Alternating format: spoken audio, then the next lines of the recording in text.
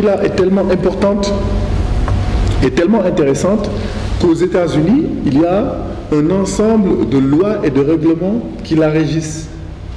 Pareil en Europe et pareil aussi en Asie du Sud-Est. Il n'y a qu'en Afrique, en dessous du Sahara, que ce phénomène-là est largement méconnu des populations et plus particulièrement de nos autorités. Et donc, le législateur ne s'y est même pas encore intéressé. Et c'est la raison pour laquelle c'est un phénomène curieux. Les gens ne savent pas trop de quoi ils retournent. Et c'est d'autant plus curieux pour les gens que nous ne faisons pas de publicité. Dans cette industrie, il n'y a pas de publicité, il y a de la communication telle que nous le faisons aujourd'hui, mais vous ne verrez jamais une entreprise de vente directe par réseau faire une publicité à la radio, à la télé ou à travers les grands panneaux que vous pouvez voir dans la ville. Et je vous expliquerai tout à l'heure pourquoi on ne le fait pas. Nous connaissons tous la vente classique, la vente dite normale. Vous allez au marché, au supermarché ou dans la boutique du quartier et vous achetez un article. Ça peut être une bouteille d'eau, un stylo, une paire de chaussures en plastique, tout ce que vous voulez.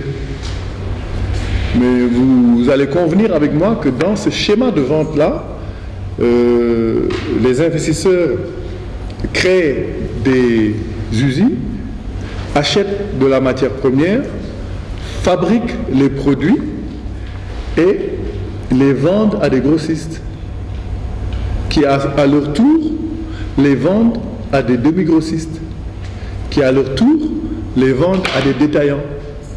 Et c'est au bout de ce processus-là que vous pouvez avoir un stylo.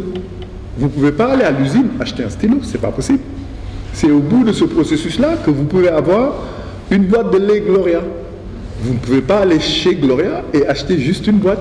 Il n'y a même pas de dispositif prévu pour ça, n'est-ce pas? Et donc, allant de la fabrication et de la manufacture du produit jusqu'à sa consommation finale, il y a plusieurs intervenants qu'on va appeler ici des intermédiaires. Et chacun gagne quelque chose, n'est-ce pas? Parce que le grossiste, s'il achète pour le revendre au demi-grossiste, il a une marge. N'est-ce pas? Le demi-grossiste qui va au détaillant a une marge. Entre-temps, la publicité, c'est un coût. Le transport, c'est un coût. Recherche et développement, et ainsi de suite, et ainsi de suite. Donc chacun prend un peu sa marge au passage. C'est ce qui fait que le stylo peut vous coûter, on va dire, 100 francs ou 150 francs, alors qu'il coûte, sorti d'usine, éventuellement 20 francs. Et je peux vous citer plusieurs exemples comme ça.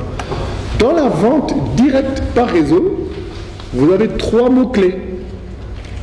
La vente, que nous connaissons tous, donc inutile de nous attarder dessus. Direct, pourquoi? Parce qu'au lieu d'avoir tous ces intermédiaires dont je viens de vous parler à l'instant, vous n'avez plus qu'un seul distributeur.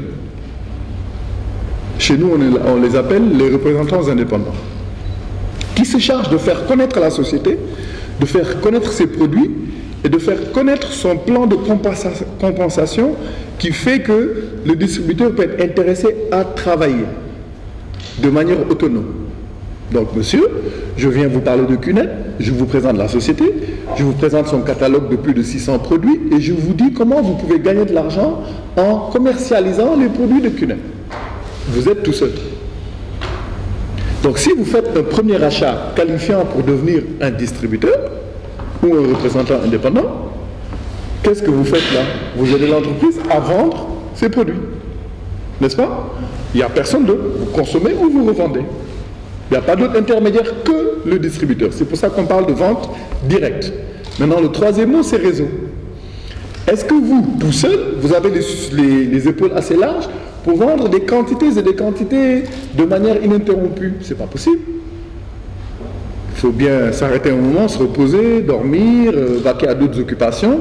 Et donc, c'est en cela qu'il est intéressant d'aller aussi identifier d'autres personnes, comme vous, on vous a identifié, pour venir, pour constituer une équipe. Et cette équipe, c'est un réseau.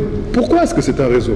Parce que moi, si je vous parraine, vous parrainez à votre tour quelqu'un d'autre, qui parraine à son tour quelqu'un d'autre, À un certain moment, vous avez une assez belle arborescence. Et ça constitue une équipe, donc un réseau qui aide à vendre les produits de la société.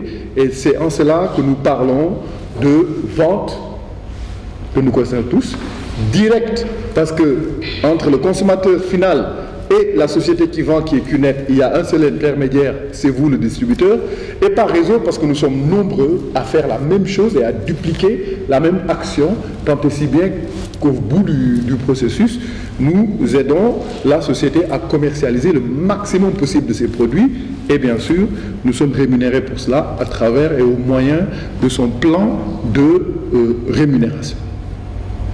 Je voudrais m'arrêter une seconde à ce stade-ci pour savoir si il y a des questions, si cette explication-là est assez claire pour chacun ici.